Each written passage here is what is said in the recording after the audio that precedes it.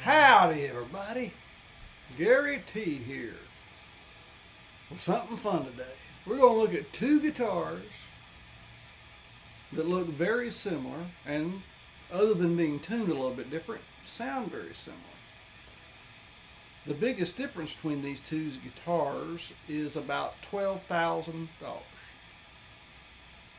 So I'll tell you what, we're going to look at the inexpensive one first. Here we go.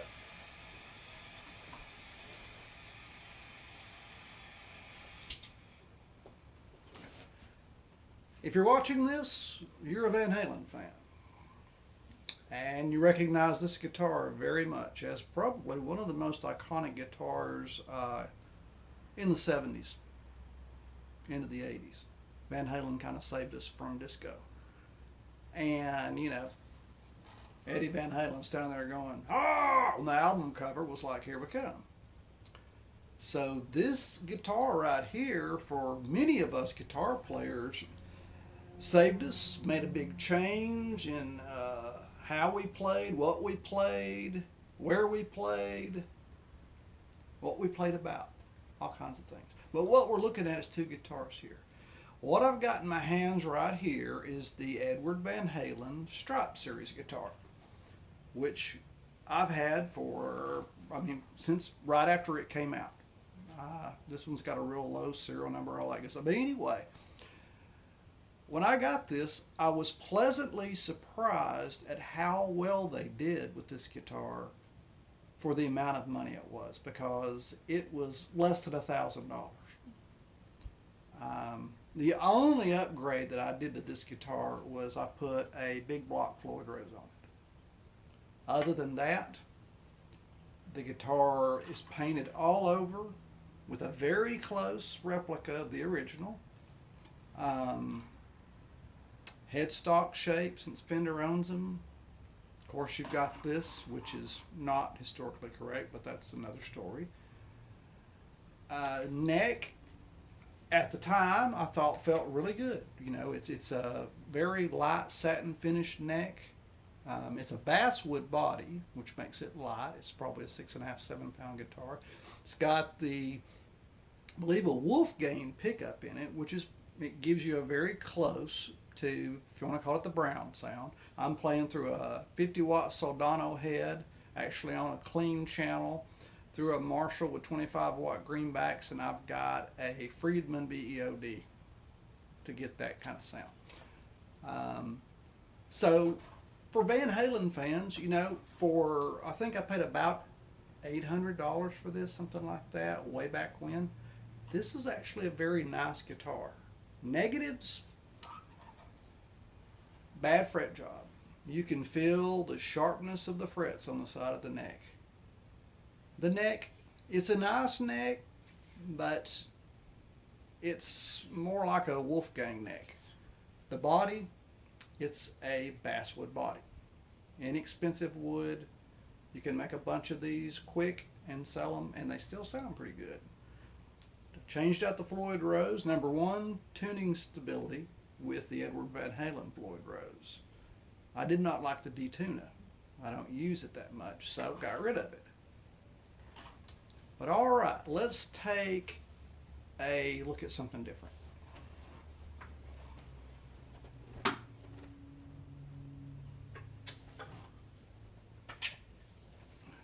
Now this is a whole different story.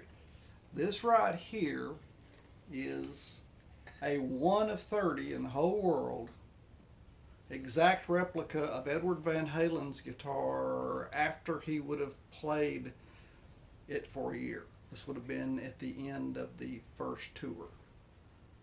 Now this price-wise is a whole different thing. As I said in the beginning, there's about $12,000 difference in the two. Is it worth it? That depends on you. You know, pricing, guitar, it's kind of a subjective thing.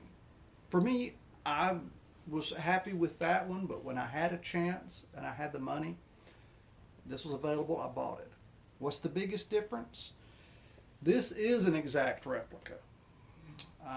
Now you get a lot of case candy with this. You get an album signed by Edward Van Halen. You get a photograph signed by Edward Van Halen. You get a build book with a long, cool story by Edward Van Halen. You get the custom shop booklet that has Chris Ellis and Edward Van Halen's name on there. You know, but I bought this to play. I didn't buy this to look at case candy and leave in a case. What you get with this, and Edward Van Halen in the build story goes through the complete history of what he did to build this.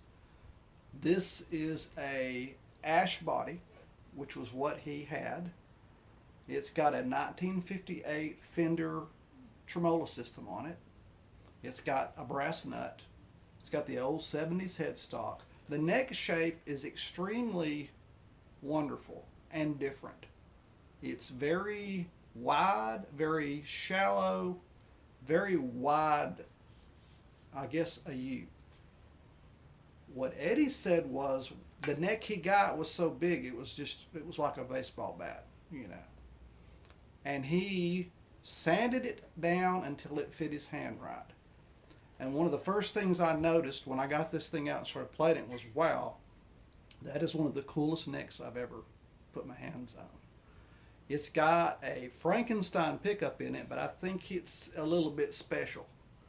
The guitar is, like I say, it's an exact replica. It's got holes where tone knobs were taken out. The humbucker, if you can see, it's not in a straight line. It's the way he chiseled it out. So they did it right. Now, unfortunately, I didn't check tuning on these before I got this out to do this. This one I think is tuned half a step down. That one's a whole step down. That's just the way that I tuned them at the time that I was playing them. For me, Edward Van Halen changed the way that I played guitar. I've been playing guitar for probably about 5 years when Van Halen 1 came out. And I was already interested in Boston, you know, the old rock and roll type Elton John, stuff like that, you know. Then Van Halen hits, and for most of us, we were like, what in the world is going on? This sounds good.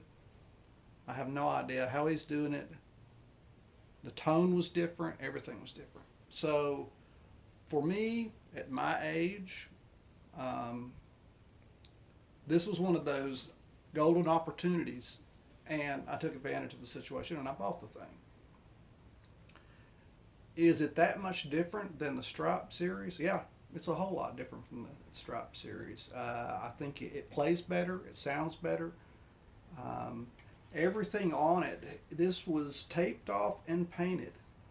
I mean, and this one is the relic version, so it's been beat up, it's rusted, it's got the rings, it's got all of that.